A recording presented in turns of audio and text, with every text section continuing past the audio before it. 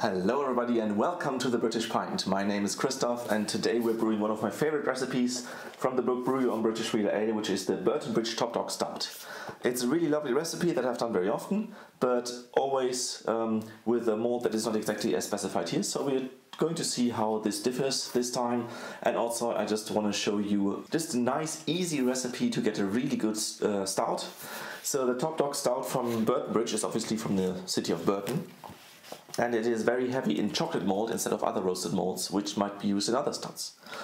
So I'll just quickly go through the details and then make this a quick video, because I have, as I said, I have done this very often. The main ingredient is chocolate malt. Now I have here the Warminster chocolate malt that I got recently. It's really nice, and it's really also great that we can actually have these British malts nowadays again in Germany, which used to be more difficult, especially after Brexit.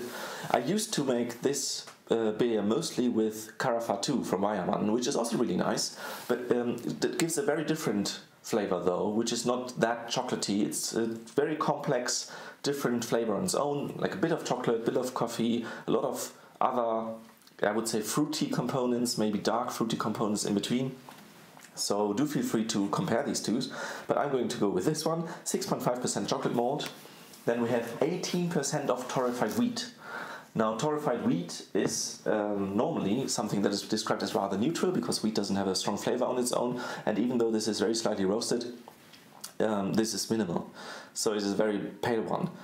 If you use so much of that, 18%, you are first of all going to get a great foam comparable to the Guinness stuff with 20% flake barley, and also you're going to get a very fine cream flavor that really works well with the chocolate aromas from the malt, and I'm really looking forward to how these two are going to compare. With the Carafa 2 it was already really nice.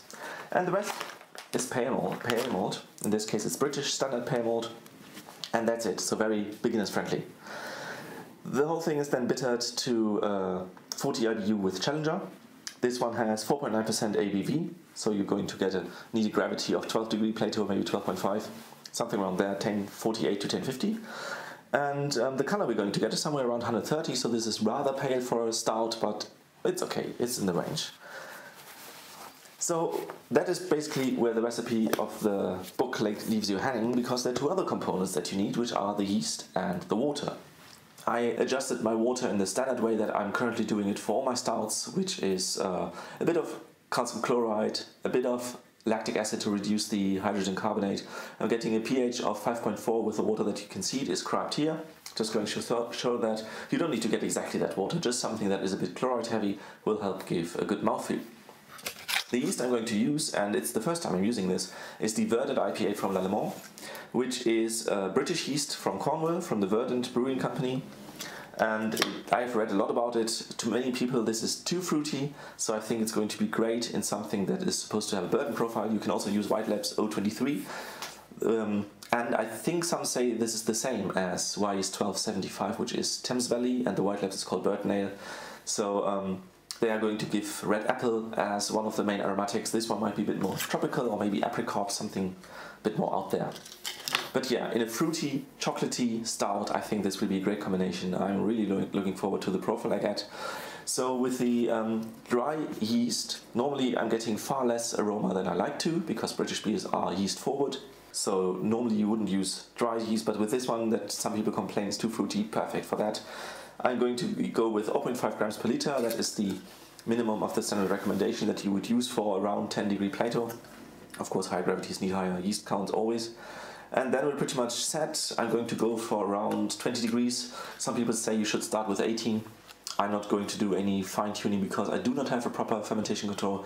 Just 20 degrees constant temperature, and then with my very small fermentation vessels, which are these 5-liter glass flasks, this is going to be very close to room temperature. I think that was already it. And then I'm going to show you just all the clips of the Brewday. The chocolate malt is freshly crushed. The torrefied wheat is quite old, I think 3 to 4 years. Need to use it up. And then the pale malt is more or less freshly crushed. I ordered it crushed recently. So yeah, that would be everything. I'm going to mash in with my usual amounts: 4 liters of mash liquor, 3 liters of sparge liquor. I told you what the water is adjusted to. I'm just going to mash at 66 degrees or 67 degrees. It's not that accurate. For an hour, and then it will be done. For the hopping, so they use Challenger, and I'm using whatever I can find in my freezer. I think that is Pilgrim with 11% alpha acid. That is just what I need to use up, so let's go with that one. Anything that's neutral will be fine. No aroma hops, which is classic for a stout. Also this no crystal malt and the very high amount of adjunct will make it very thin and dry. I think it's going to be perfect.